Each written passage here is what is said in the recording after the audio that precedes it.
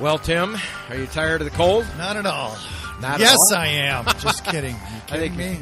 You're frozen up this We're little going to go out bit. to the Southwest show. You know, when I think of New Mexico, the first thing that comes to my mind up front is that great hot air balloon festival they have out there right after Labor Day out in Albuquerque. But our next guest is going to change all that because the wine out in New Mexico now is just as famous as those balloons. Yeah, do you know that nearly 400 years ago in 1629, the very first grapes were planted along the banks of the Rio Grande and the American viticulture was born? Oh, to be a Franciscan monk, sneaking in vines from Spain back in the day. Do that. And who we are, Tim Bona, our golf writer and world-renowned in Links Libations magazine, and on this show with myself, Randy Weckerly, and the Distillery Brewery Wineries of the world, we are coming to and going, I guess we're going from and going to. I don't know how that works. We're leaving here. We're leaving the cool air. By electrons and going out to New Mexico, and online we have the executive director, Christopher Goblay of New Mexico Wines, which is a conglomeration of wine out, and he's ahead of all that. Yes. I know it. Hey, Christopher, how are you doing? Doing wonderful, gentlemen. Thanks for having me on today. Oh, I have some words of encouragement for you, Chris. Vivavino. Vivavino. You know, as we say here, we don't just drink the Kool-Aid, we make it. I'll tell you what, New Mexico's modern wine industry continues to evolve from traditional European roots with over 50 wineries and tasting rooms throughout the state. So we can do one a week, young Tim. Yeah. And have some fun. Don't forget all about those balloons quickly. Anyway, in talking with Chris, I'll tell you what, he's quite a leader out there. He's worked in one of the other categories of the craft industry, but I think he's well. Tell us what's going on in your world, Chris. You're a great spokesman for your people.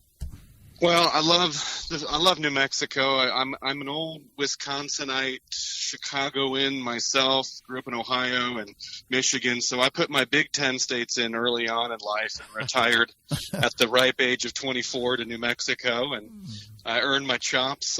So been out here for just about 20 years. Really been an advocate for locally produced foods and now locally produced libations.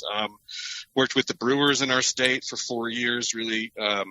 Kind of bolstering up that craft beer sector as it's exploded across the country, and had so much fun with that. The wine growers said we need a little bit of that love here for our historic wine industry, but it's really about the future of where we're headed. You know, we're coming up here in 12 years on 400 years of grape growing tradition.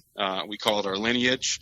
The winery of renown that you've probably heard of is Gruet, which is our sparkling wine house here in Albuquerque. They are now the third largest sparkling wine house in the country.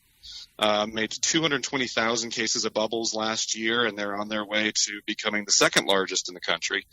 And so to have such a luminary in the bubble industry is great. I was just down last week in Deming, New Mexico, where we grow over 450 acres of traditional Italian varietals. Something that you're not expecting when you come to New Mexico is Reserve Nebbiolo and Aglianico and Barbera.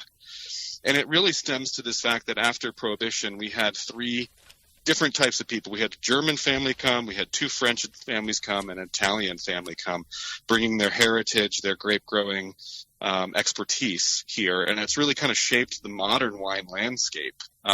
We've got 52 wineries here now, producing over 1 million gallons of wine a year. And it ranges from, as I mentioned, some of the exotic varieties to your more flagship Cabernets and Chardonnays. And so it's a pretty dynamic industry. Chris Goblay with New Mexico Wine joins us this morning. And Chris, I mean, those Franciscan monks, they snuck in those vines in the 1600s for that ceremony and sacramental purposes. But what a thriving industry now, in addition to the influences of France, Italy, Germany, and a lot of Central America. The influence of Old Spain remains out there in New Mexico, doesn't it? It does. I mean, Tempranillo is obviously pretty strong, Albarino. So we've got, one of the interesting things is that we've got, there's traditional Hispanic and old Spanish influences that came in, and they're alive and well today. We're one of the few majority states, so it's predominantly Hispanic individuals who live in our state. We also have this great Native American culture that's here. And so here. And one of the things that's fascinating is we've got a tribe, Santa Ana Pueblo, who's growing grapes for the professional industry. And so we've got this native grown component where we've incorporated these traditional indigenous lands, their water rights. They're now growing grapes. And they've done this since even the mid 1800s. When Native Americans were growing for the Spanish and the Italians who had settled here. So there's some really dynamic elements that make us a very diverse cultural state, and that adds to the complexity and uniqueness of the wines we produce here. Yeah, one of the things also, our main company is called Live EcoStyle, and it's about travel and lifestyle and sustainable food practices, but also living practices. And we were talking briefly, I know Albuquerque has a big movement in that, but you were sharing with us some of the historical reasoning behind that and what's happened to bring that to the state of New Mexico. Again, it's such a big state with so few people. There's just 2 million people who live in the state of New Mexico. So we do already have a pretty small footprint on the land, but we were progressive in passing some dark skies laws in the 1990s, the very first in the country, where all lighting that has to be retrofitted to, protect our night skies. We've got land trusts here that are buying up our mountaintops to preserve the views. It's a visual state. When you come here, you'll notice immediately the light's different. The elevation sort of changes the way that you feel in your body. And so preserving the natural beauty of New Mexico is one of the important factors moving forward. And obviously, our heritage, our culture, it's extremely ingrained in everything that we promote here. And so as much preservation as we can do, given how we're, strapped for natural resources, water is scant in the high desert. We have to be forward thinking about how we irrigate our vineyards and how we really approach sustainability and our practices. One of the things we want to do with our Links and Libations magazine is promote your festivities and activities and all these different sectors. Tell us about the big things that are coming up this year. The wine industry has been putting on festivals for about 28 years here, and I'm the new inheritor. I've only been here 2 years at my position, but I've been putting on wine, beer, and spirits festivals for over 10 years. So I've got a pretty good background. The two largest wine festivals happen on the same weekend, Memorial Weekend, here in Albuquerque and in Las Cruces simultaneously. We'll have about 22,000 wine enthusiasts popping around. We'll invite 25 wineries from around the state.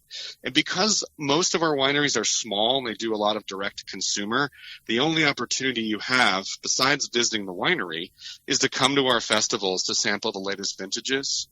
And so we find that it's a really great opportunity, because we're such a big state, for folks to come to one centralized location and taste from wineries that are in Farmington and Taos all the way down to Las Cruces. You really get a sense of the different terroir, the different vintages that are coming out of different geographies and elevations. So Memorial Weekend is the Albuquerque and Las Cruces Wine Fest.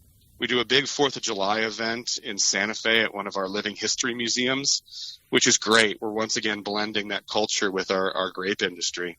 Yeah. And then we have our Labor Day weekend festivals again in Albuquerque and Santa Fe, and it's the second largest wine weekend. So we kind of dominate the large holiday weekends by making sure you've got your fridge stocked for all of summer or for your fall holidays. Well, Chris, you mentioned Santa Fe a few times. I got to squeeze in a golf tease here. The club at Los Campañas up there. There are 2 courses they got up there, Randy. One's called Sunset. Yeah. And the other is Sunrise. Well, isn't that going well with what Chris was just describing? I wonder how much they paid that. We're going to give this to a naming agent. Yeah. That's cool. Well, I can't wait to go out there and play some golf and drink some wine and enjoy that culture. Because that's what we do. Yep. Las Campanas just opened up a new wine shop called Arroyo Vino with an amazing restaurant. So we've got, even our wines are right there after you've finished your 18 holes. Nice. Well, Chris, we really appreciate having you on. This microphone is always open. We want to have you back on frequently. Our Links and Libations team will be in touch. We want to get you and help you with your social media and provide, whatever you need. You want us to, provide and help along those lines. So really appreciate the time today. Hey, you started off the program with my closing line, which is Vivavino, but it's a toast. It's our battle cry. We really want people to celebrate wine, to live wine. So thanks for being a part of it, gentlemen. You're welcome, Chris. Thank you, Chris. Wouldn't you? Take care. All right. That destination, when it's cold here, Tim, we It's could probably... just the colors out there, the sky and the landscape in that Rio Valley there is just stunning. I visited one of the travel shows with the people from Albuquerque, and I'm telling you, they're very passionate, and that's on our Livico-style sister side. So. Absolutely. Anyway, thanks, Chris, and the state of New Mexico, and what a great leader you have there. And thank you, Tim, and we'll be back soon.